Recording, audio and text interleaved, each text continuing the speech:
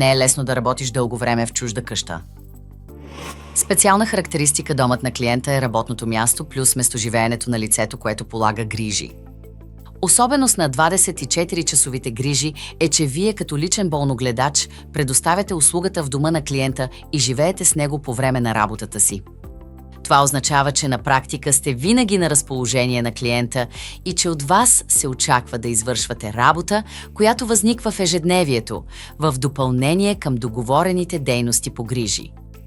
За езиковото оправдаване на вашата привидно всеобхватна отговорност като болногледач по отношение на времето и факта допринася и подвеждащият, но за сега единствено натурализиран термин 24-часова грижа.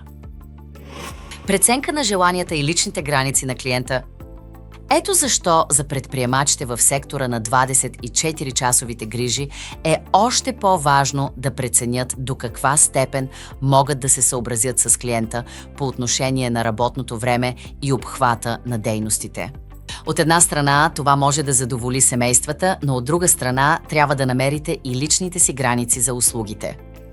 Препоръчително е да определите ясни граници заедно с клиента в области, които според опита са от решаващо значение, като например работното време на ден, достъпността през нощта, дейностите, които не са свързани с грижи и услугите за роднини на клиенти. Такси и допълнителни такси.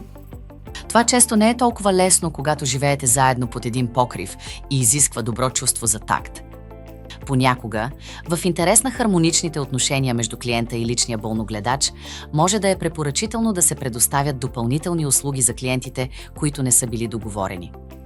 Добавките към хонорара са добър начин за осигуряване на справедливо възнаграждение за допълнителните услуги, които предоставяте извън работата си.